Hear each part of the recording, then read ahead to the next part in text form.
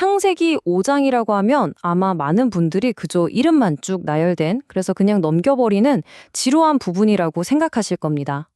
그런데 만약 이 단조로운 족보 속에 성경 전체를 관통하는 아주 중요한 메시지, 하나의 비밀이 숨겨져 있다면 어떨까요? 오늘 바로 그 비밀을 한번 분석해 보겠습니다. 이 장을 보시면 아주 일관된 공식이 계속해서 반복됩니다. 누가 몇 살의 아들을 낳고 그 뒤로 몇 년을 더 살다가 결국 죽었다. 이 이야기의 연속이죠. 정말 기계적으로 마치 복사해서 붙여넣기라도 한 것처럼 이 문장이 계속 나옵니다. 굉장히 단조롭고 다음에 무슨 말이 나올지 뻔히 예측되는 그런 구조입니다. 바로 이 지점에서 근본적인 질문이 생깁니다. 고대의 저자는 대체 왜 이렇게까지 지루하게 느껴질 수 있는 텍스트를 남긴 걸까요? 이 질문이 바로 오늘 우리가 파고들 문제의 핵심입니다. 첫 번째 비밀을 들여다보죠. 이 지루함은 그저 우연한 결과가 아니라 사실은 아주 정교하게 설계된 문학적 장치라는 점입니다. 다시 말해, 이 족보는 단순히 역사적 사실을 나열하는 데 목적이 있는 게 아닙니다. 오히려 독자의 감정과 기대를 서서히 조율해서 어떤 특정한 신학적 결론으로 이끌기 위해 치밀하게 구성된 텍스트에 가깝다고 볼 수 있습니다. 두 번째, 바로 죽음의 반복 공식입니다. 저자는 이 패턴을 통해 독자의 머릿속에 특정한 리듬과 기대를 각인시킵니다. 이 끊임없는 패턴은 첫 인류, 아담에게서부터 시작됩니다. 그의 삶을 요약하는 마지막 구절, 그가 죽었더라. 이 문구를 잘 기억해 두십시오.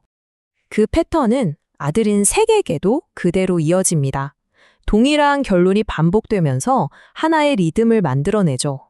에노스의 삶 역시 똑같은 결론으로 끝납니다. 이렇게 세대를 거듭할수록 독자는 그리고 그가 죽었더라는 이 구절이 마치 장례식의 북소리처럼 피할 수 없는 운명으로 다가오는 것을 느끼게 됩니다. 네, 바로 이 부분입니다. 히브리어로 와야모트, 그리고 그가 죽었다는 뜻인데요.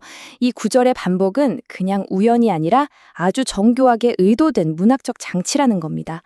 글을 읽기보다는 소리내어 듣는 게 더 일반적이었던 고대 사회를 생각해 보면 이 반복적인 리듬은 듣는 사람에게 거의 최면처럼 작용했을 거예요. 죽음이 얼마나 보편적이고 절대적인지를 계속해서 각인시키는 거죠. 이렇게 죽음이라는 패턴이 아주 확고하게 구축된 순간 저자는 단 한 사람에게서 이 리듬을 의도적으로 깨뜨립니다. 이제 모든 관심이 한 인물에게 집중되죠. 그리고 바로 여기서 저자는 그 반복되던 리듬을 깨트려버립니다. 에녹의 기록을 보면 그토록 반복되던 와야모트가 사라지고 완전히 낯선 표현이 그 자리를 차지합니다. 당시의 독자들에게는 이게 정말 엄청난 문학적 충격으로 다가왔을 겁니다. 에녹을 설명하는 첫 번째 핵심 표현은 하나님과 동행했다라는 것입니다. 여기서 동행은 어떤 일회성의 영웅적인 행위를 말하는 게 아닙니다. 오히려 그의 삶 전체를 규정하는 지속적이고 습관적인 관계의 상태를 의미하는 훨씬 깊이 있는 표현이죠. 두 번째 핵심 구절은 세상에 있지 아니하였더라입니다. 단순히 죽었다는 표현을 피한 걸 넘어서서 그의 부재 자체를 강조하는 표현인데요. 여기서 중요한 건 텍스트가 그가 어디로 갔는지에 대해 의도적으로 침묵한다는 점입니다. 이 침묵이 바로 해석의 여지를 만들어내는 것이죠. 여기에 아주 흥미로운 지점이 하나 더 있습니다. 에녹은 365년을 살았다고 기록되는데요. 태양력으로 1년의 날수와 정확히 일치하죠. 이 때문에 많은 학자들은 이 숫자에 단순히 문자적인 의미뿐만 아니라 어떤 상징적인 의미가 담겨 있을 거라고 봅니다. 네 번째로 족보 그 이상의 의미를 살펴보겠습니다. 에녹의 이 특별한 이야기는 창세기 5장 전체가 단순한 역사 기록이 아니라 그보다 훨씬 더 큰 신학적인 목적을 가진 텍스트라는 걸 보여줍니다.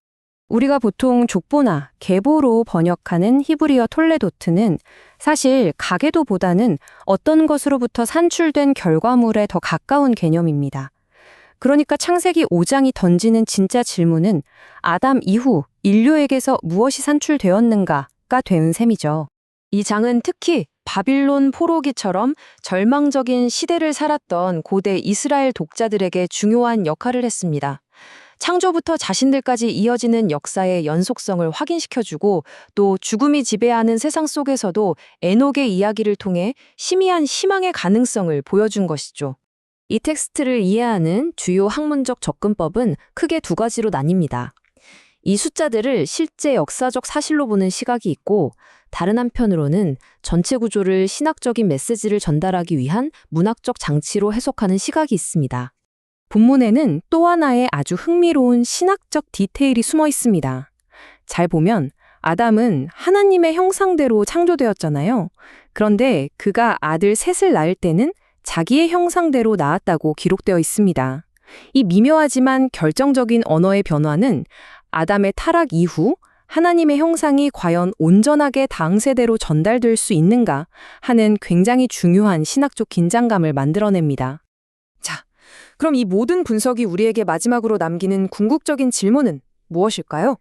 그러니까 핵심은 이겁니다. 2장의 그 단조로움은 에녹 이야기의 충격을 극대화하기 위한 의도된 장치라는 것, 그리고 이를 통해 죽음의 지배가 결코 절대적이지 않을 수 있다는 새로운 가능성을 아주 조용히 암시하는 것이죠.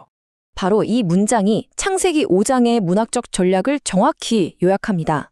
9번의 반복으로 죽음의 필연성을 독자의 뼛속까지 느끼게 한 뒤 단 하나의 예외를 조용한 폭발처럼 터뜨리는 것. 이것이 바로 이 텍스트가 가진 힘입니다. 결국 창세기 5장은 우리에게 명확한 답이 아닌 하나의 질문을 던지며 끝납니다.